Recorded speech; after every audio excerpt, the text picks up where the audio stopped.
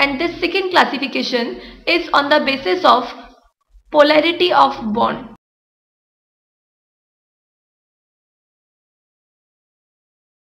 Now, if I talk about the molecule of hydrogen chloride, the formula is HCl. Here we can see that one hydrogen atom is bonded with another chlorine atom, and since these two are non-metals, so one chance is there that there may be the existence of covalent bond between these two atoms. If I talk about the hydrogen atom, so the configuration will be K1, means it requires one more electron to complete its duplet. Same for this chlorine atom, the configuration is 287, and again it requires one more electron to complete its duplet. If I write the Lewis symbol for these two, then the Lewis symbol of hydrogen will be hydrogen with one dot, and the Lewis symbol for chlorine will be, since it has 7 valence electrons, so they can be represented by a 7th cross around this symbol of chlorine atom. Both requires one more electron, so they will go for the sharing of electrons, and each will contribute one electron for the sharing. So this hydrogen atom will provide one electron like this, and this chlorine will provide one electron like this one, and as these two electrons will come between these two atoms, the resultant will be single covalent bond, can be shown like this. So hydrogen and the chlorine atom, chlorine has 3 lone pair of electrons here, and one covalent bond exists between these two atoms. As this bond, which is single covalent bond, is formed by the mutual sharing of electrons. So what should have been that these two electrons should have been between these two atoms.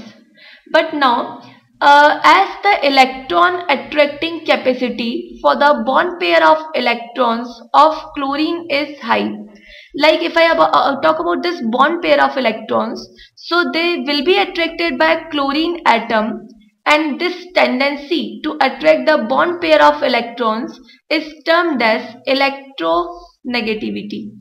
Hydrogen has also the value of electronegativity. It also has the tendency to attract the bond pair of electron, but as compared to chlorine, the electronegativity of hydrogen is lesser.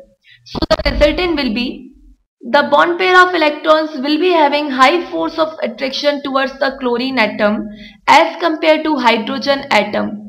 And now the final condition will be hydrogen and the another chlorine atom with one single covalent bond.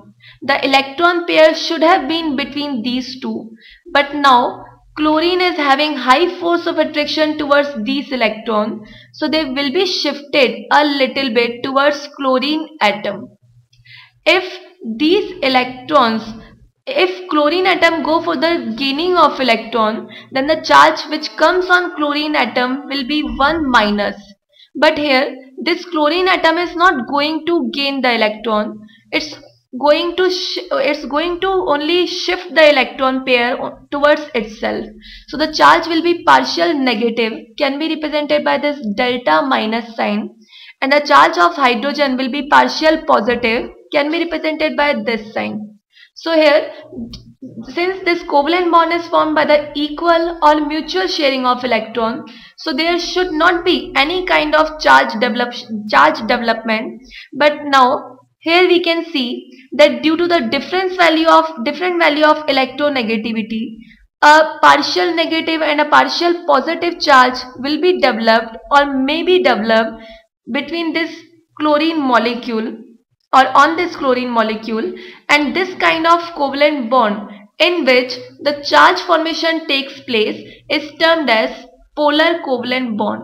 As we have seen in the case of ionic bond, that this polar term is used for those compounds which constitute two different kind of ions. So here this molecule again contains two different kinds of ions, so it will be termed as polar molecule, and since it's a covalent compound, so that will be termed as polar covalent compound. Now on the basis of this, that whether the compound has the polar character or not in the covalent compound, this covalent compound will be classified in two categories. The very first category is for polar covalent compounds, or here we will be talking about polar covalent bond first. So it is polar covalent bond. This polar covalent bond is formed when the atoms which are going to combine or which are going to go for the sharing of electron have different value of electronegativity. Such as if I talk about HCl, if I take the example of hydrogen bromide, hydrogen fluoride, or if I talk about the NH3 molecule. So in these molecule, the two different kind of atoms are going to share their electron, and as different atoms will be having the different value of electronegativity, so the resultant will be charge formation in the covalent compound, and that will be termed as polar covalent compound. The second category is the normal one, which should have been in the case of all covalent compounds. Like, since it is formed by the mutual sharing of electron, so the electron pair should be between the two atoms which are going to be shared, and this kind of condition when it will be followed, so there will be no development of charge on the molecule will be there, and this will be termed as non-polar covalent bond.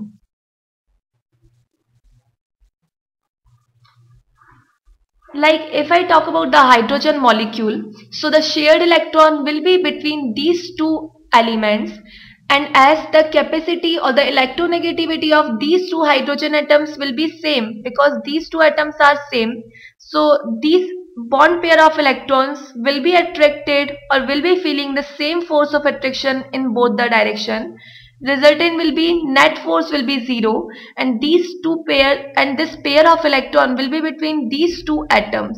So this kind of condition when it will be fulfilled, there will be no development of charge on any hydrogen atom, and it will be termed as non-polar covalent bond. Same as if I talk about the homoatomic molecule like nitrogen molecule, like oxygen molecule, or a molecule of fluorine. In all the condition, atoms are same, their value of electronegativity will be same, and this will be termed as non-polar covalent bond. So this is about the classification of covalent bond. Now we will be dealing with the properties of covalent compounds.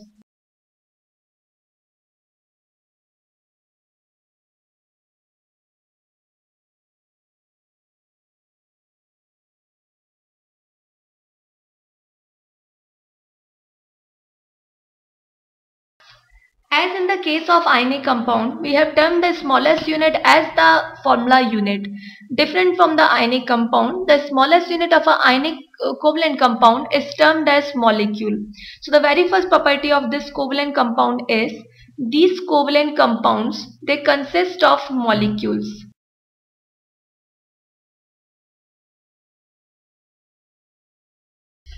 The second property of these covalent compounds is we will be talking about their physical state.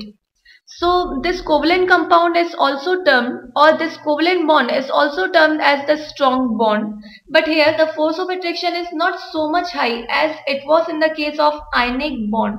So here when I talk about the hydrogen chloride molecule, or when I talk about the molecule of hydrogen gas, so here these two atoms will be feeling the force of attraction, that is called covalent bond.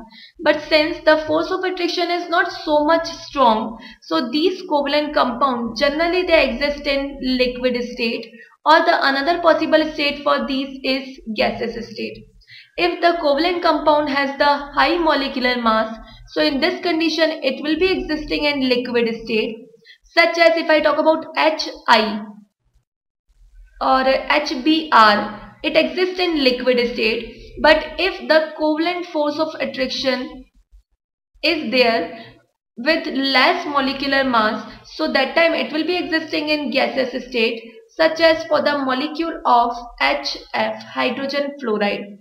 The third one, if I talk about their melting point and boiling point, so comparing from ionic compounds, ionic bond is the strongest force of attraction. Covalent bond is not so much strong as the ionic bond is. So the resultant will be the melting point and boiling point for these covalent compounds are lesser as compared to ionic compounds.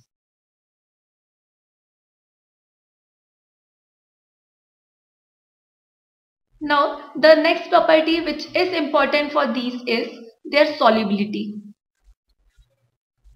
As we have read that for the solubility a rule is always followed, and the rule is like dissolves like. So if the compound is polar in nature, I am talking about the polar covalent bond or polar covalent compound, so it will be soluble in the polar solvent like water. On the other hand, if the compound is non-polar, it is a non-polar covalent compound. So as we have seen earlier, it will be soluble in non-polar solvent, like it will be soluble in benzene, it will be soluble in acetone and the another non-polar solvents. Now the final property for these covalent compounds is their electrical conductivity. Again, I will be taking the reference from the ionic compounds. In the case of ionic compounds, we have read that for the electrical conductivity, any out of these two should be there. There should be the presence of free electrons, or there should be the presence of free ions. Since these covalent compounds are formed by the sharing of electrons, so there is no any free electron for the conduction of electricity. And since there is not the formation of ion generally, if I am talking about the general condition which is formed by the mutual sharing of electrons between same kind of atoms, so the resultant will be non-polar covalent compound, and in these non-polar covalent compound there will not be the presence of free ions. So the general statement for these will be they will be not conductor of electricity, or they will not conduct electricity. But this is the general statement. If the compound is polar in nature, then on dissolving in water, it may produce some kind of ions, and if it produces ions, so in that condition, it will conduct electricity due to the presence of free ions. So that is about the properties of covalent compounds.